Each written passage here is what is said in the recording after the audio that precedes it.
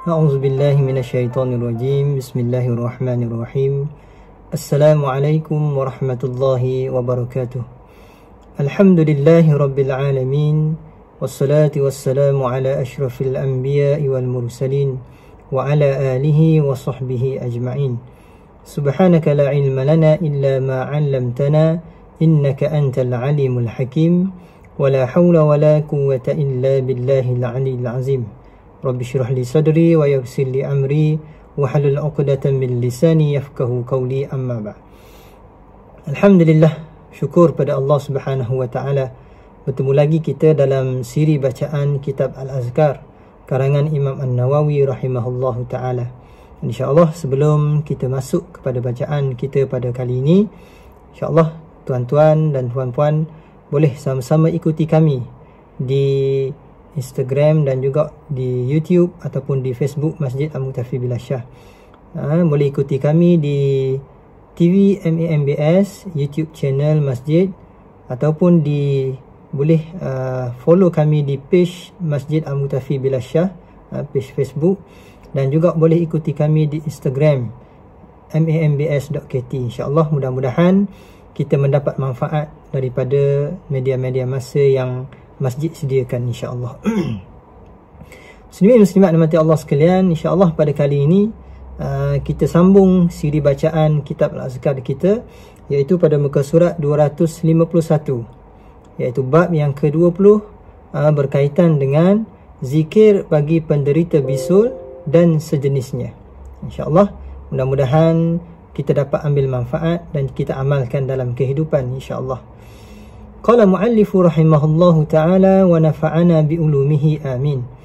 Kata pengarang Imam An-Nawawi rahimahullahu ta'ala, pada bab ini boleh juga dipakai hadis Aisyah radhiyallahu anha yang nanti akan dinukilkan pada bab zikir yang diucapkan oleh orang yang sedang sakit dan dibacakan untuknya. Imam An-Nawawi menyatakan kepada kita, ada juga salah satu zikir yang boleh kita amalkan bagi bab penderita bisul dan sejenisnya. Ada, insya-Allah akan disebutkan zikir yang selain daripada yang akan kita sebut pada kali ini.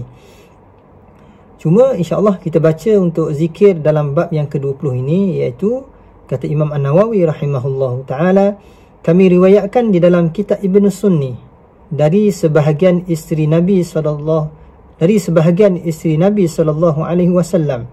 Dia berkata, Rasulullah sallallahu alaihi wasallam masuk menemuiku sedangkan di jariku tumbuh bisul. Baginda bertanya, apakah engkau punya kayu darirah? Kemudian baginda meletakkan kayu tersebut pada bisul itu dan bersabda dengan ucapan, Allahumma musaghhiral kabir wa mukabbiras saghir, saghir ma bi. Saya ulang, Allahumma musaghhiral kabir wa mukabbiral saghir, saghir ma bi. Sekali lagi saya ulang, Allahumma musaghhiral kabir wa mukabbiral saghir, saghir ma bi. Maksudnya, ya Allah, zat yang mampu mengecilkan yang besar dan membesarkan yang kecil, kecilkan apa yang ada padaku ini. Maka kata isteri Nabi tersebut, maka bisul itu pun sembuh. Kata Al-Bathrah dengan huruf ba fathah dan tha sukun atau fathah bererti benjolan kecil atau bisul. Sedangkan Al-Darirah bermakna pecahan kayu ubat yang biasa didatangkan dari negeri India. Muslimin muslimat dimati Allah sekalian, pada kali ini Imam An-Nawawi membawakan kepada kita satu amalan yang diajar oleh Nabi sallallahu alaihi wasallam, yang mana Nabi amalkan ketika mana Nabi bersama dengan salah seorang isteri baginda sallallahu alaihi wasallam. Dan kata isteri baginda itu, apabila dia menemui Nabi ataupun Nabi pergi kepadanya, Nabi bertemu dengannya, sedangkan di tangannya ada satu bisul yang tumbuh di tangannya. Lalu Nabi SAW meminta supaya diambil kayu darirah. Kayu darirah ni iaitu kayu ubat yang digunakan, kebiasaannya digunakan kayu yang diambil daripada negeri India, sebagaimana yang dinyatakan oleh Imam Nawawi dalam kitab ini, iaitu kayu ubat. Lalu Nabi SAW mengambil kayu ini dan meletakkan kayu ini pada tempat bisul tersebut, dan baginda SAW membacakan satu zikir ataupun doa seperti mana yang saya sebut tadi, iaitu Allahumma musaghhiral kabir wa mukabbiras saghir saghir ma bi. Allahumma musaghhiral kabir wa mukabbiras saghir saghir ma bi. Lalu kata isteri Nabi SAW, bila Nabi mengamalkan amalan ini, lama kelamaan bisul itu pun hilang daripada tangannya. Jadi ini salah satu amalan yang Nabi SAW ajarkan kepada kita. Jika sekiranya di tubuh badan kita timbul bisul ataupun apa yang seumpama dengannya, kalau dalam masyarakat kita kebiasaannya bisul ini tumbuh di tempat yang daripada paras pusat hingga ke bawah. Orang Melayu kita panggil bisul. Kalau atas daripada pusat, dia kebiasaannya orang kita panggil bukan bisul, dia panggil benda lain. Jadi insya-Allah kadang-kadang setengah-setengah tempat dia ada nama-nama dia tersendiri. Cuma apa yang dinyatakan oleh Imam Nawawi dalam kitab Al-Azkar ini, jika sekiranya di tubuh badan kita timbul ataupun tumbuh bisul ataupun apa yang seumpama dengan bisul, yang bernanah ini, boleh kita amalkan doa yang dibacakan oleh Nabi SAW ini dengan kita menggunakan kayu ubat. Kita cari kayu ubat.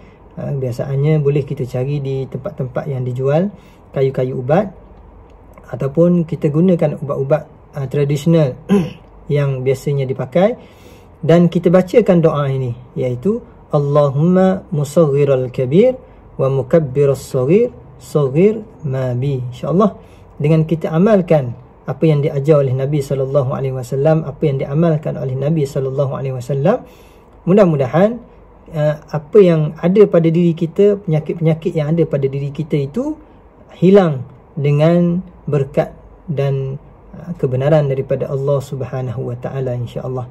Tapi jika sekiranya apa ataupun bisul itu ataupun seumpama dengannya tidak hilang bila kita guna ataupun kita baca doa ini, lebih baik kita pergilah bertemu dengan doktor di klinik-klinik ataupun di hospital. Sebab kadang-kadang kita tak boleh nak biarkan benda ini tumbuh pada diri kita, sebab takut benda tu berlarat. Ini salah satu inisiatif yang diajar oleh Nabi SAW kepada kita yang boleh kita gunakan.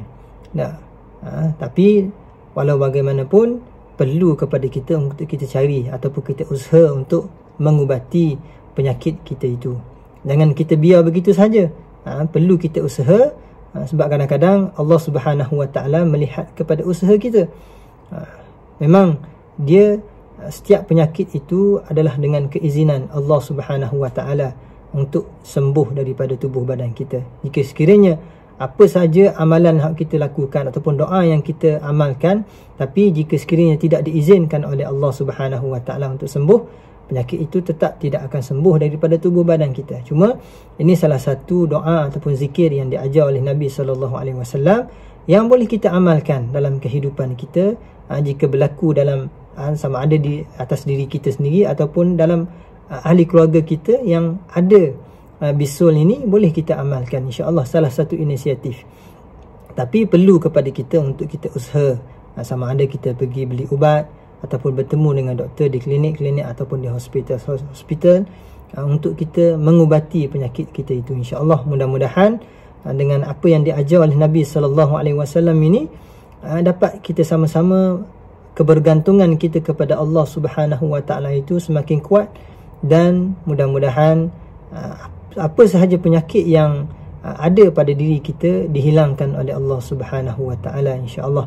Dan seperti mana yang dinyatakan oleh Imam An-Nawawi tadi pada awal bacaan kita itu, iaitu ada satu lagi doa ataupun hadis daripada Aisyah radhiyallahu anha yang boleh kita amalkan, tapi doa itu akan dibaca pada bab zikir yang diucapkan oleh orang yang sedang sakit. InsyaAllah akan disebut pada masa-masa yang akan datang, insyaAllah. Muslimin muslimat yang dirahmati Allah sekalian, itulah salah satu amalan yang kita dapat ambil daripada kitab Al-Azkar pada kali ini. Mudah-mudahan ia dapat memberi manfaat kepada diri kita dan juga kepada ahli keluarga kita, insya-Allah. Mudah-mudahan kita diberkati, kehidupan kita diberkati oleh Allah, dan kita mendapat keredaan dan kerahmatan daripada Allah Subhanahu wa taala, insya-Allah. Muslimin muslimat dimati Allah sekalian, akhir kata sama-samalah tuan-tuan subscribe kami di YouTube Masjid iaitu TV MAMBS, ataupun boleh follow kami di Masjid Al-Muqtafi Bilal Shah, ataupun boleh ikuti kami di Instagram mambs.kt. Mudah-mudahan kita dapat manfaat daripada media-media masa yang disediakan oleh Masjid Al-Muqtafi Bilal Shah ini. Wallahu subhanahu wa ta'ala a'lam. Assalamualaikum warahmatullahi wabarakatuh.